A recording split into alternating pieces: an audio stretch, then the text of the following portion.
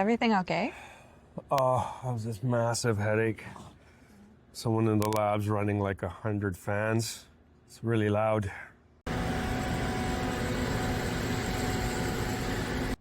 Who is it? I don't know. Someone's working on DarkLight. She's darkening my light at the moment. Oh, are you talking about Gabby?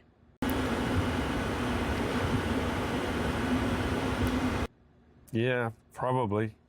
Well, speaking of fans, I'm a huge fan of hers. She really inspires me. Oh, yeah? Yeah, her experiment's extremely interesting. I kind of want to interview her to learn more. Wow, that's cool. Yeah, I think that'd be a great idea. Can you find out when she's going to turn off those fans? I'll ask.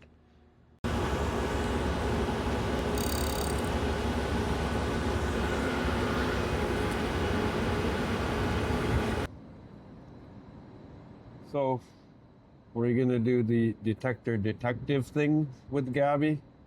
Yeah, Beet Cop back on the block. I guess I'll be Ricky Mama again. Gotta find some fans. Let's do it.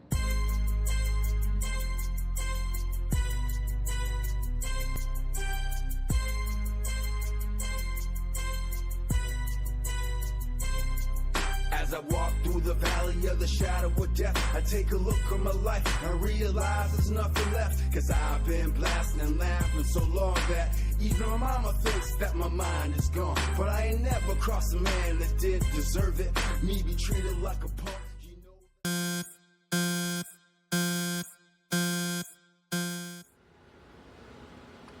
Hi, Gabby.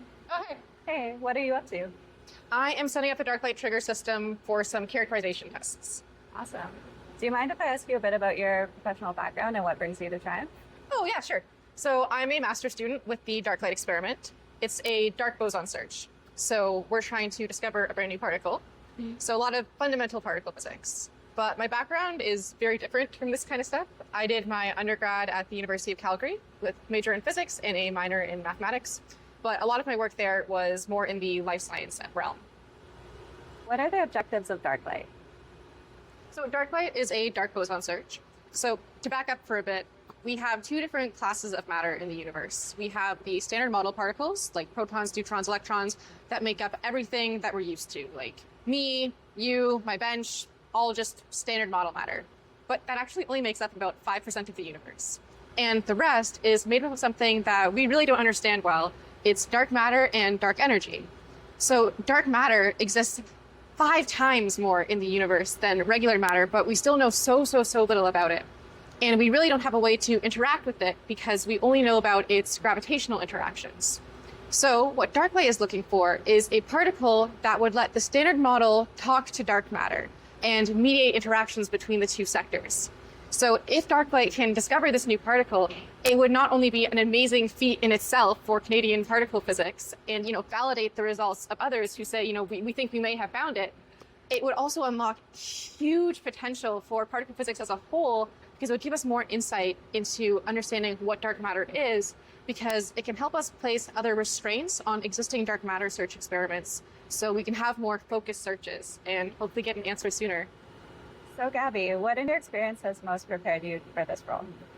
Preparing for this role was honestly quite intimidating for me because, I'm coming in to work on this really cool, really exciting and tight timeline experiment, but I did not have a background in particle physics at all. I didn't even take a particle physics class in undergrad. So I wasn't sure if I would be fully prepared, but having a background that's outside of particle physics was actually really valuable for me because it gave me a very different perspective. So it meant that I was approaching problems differently than how other people in my lab were or other people around TRIUMF, which is great because then we're getting a really different back and forth of ideas. So, they have the expertise and then I'm coming in and, asking different kinds of questions, which was really valuable, especially when we had things like with our scintillators. So that's a really important part of how we're going to measure the time of when different particles come in. But we kept having problems where these scintillators were getting damaged very, very easily. And we had to be very careful with how we are keeping them clean. So that's an area where my expertise really came in. So I wouldn't say it's like one specific goal or one specific trait that really made me prepared for this role. Like, sure, programming skills were valuable, but the main thing that I think helped me out in DarkLight was being able to come into new environments and learn a lot very quickly and learn how to just ask questions fearlessly.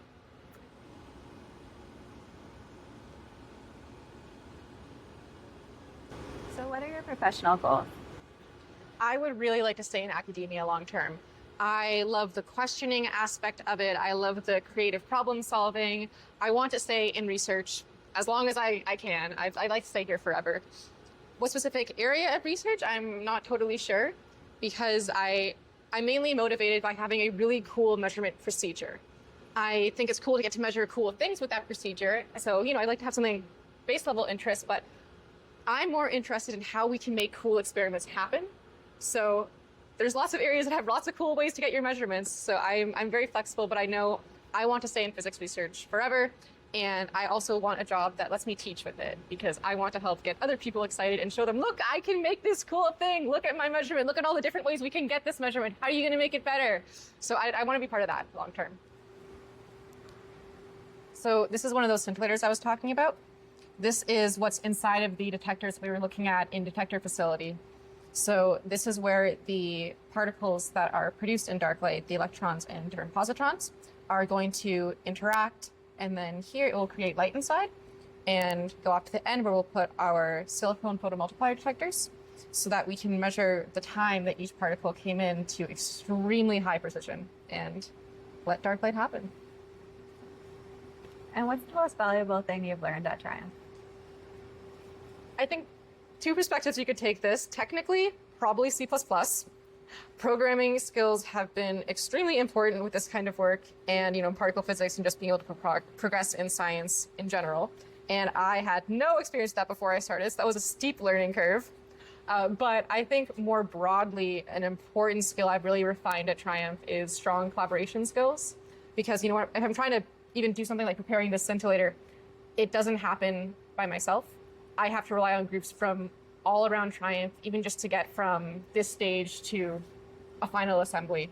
So I need to be able to pull in expertise from so many different places around. So being able to coordinate with different groups effectively, work with different people and understand other people's strengths and how you can all work together towards a common goal is instrumental to being a successful scientist. And what has the collaborative process looked like for you? It's a lot of steps, bringing a lot of groups. So before I even got to TRIUMF, there was, back and forth between my supervisors and experts at TRIUMF on how to design the detector. And then when I got here, even starting here, we just get a big slab of scintillators that I'm working with people in the scintillator shop to get them cut, get the extra pieces done, and learn how I can properly handle them, how I can prepare them, and get all the pieces assembled into that shape we just looked at. But then, of course, that's not the end, and now I need to get it into the actual detector form. So now I'm going with a different detector support group to talk about how I can assemble it to a usable form, like getting it supported correctly, getting the SIPMs coupled properly so I'm not losing any light yield, so I'm not missing my signal. And then once that's all done, I need to actually, plug it in and get that information to a computer and make it usable. So now I'm going to a third group in data acquisition so that I can turn these signals into numbers and I can make my graphs and interpret my results. So it's a very long process. It's a very iterative process. It's never just a straight line. It's leapfrogging backwards and forwards. And it's crazy, but it's really effective because everyone we have here at TRIUMF is extremely knowledgeable about what they do and very open to bouncing ideas off each other. Only problem is, sometimes everyone wants that expertise, right? So you have to be very skilled in how you're organizing your time so that you can also be respectful of their time and everyone can get the resources they need when we need them. And what's a tune that's been stuck in your head? Okay, well, by choice, it's Taylor Swift. Just like her whole discography, anything like that, I'm very happy to listen to. But what I'm exposed to at TRIUMF most is just the irritating wheezing and grinding of the fans all day. Because they're not fans I pick, they're just fans we find. They're just it's not pleasant. It's necessary, but it's no Taylor Swift. Yeah. That's what people say. That's what people say. This one's for you, Gabby. Shake it off. Shake, shake, shake, shake it off. Shake it up. Shake it up.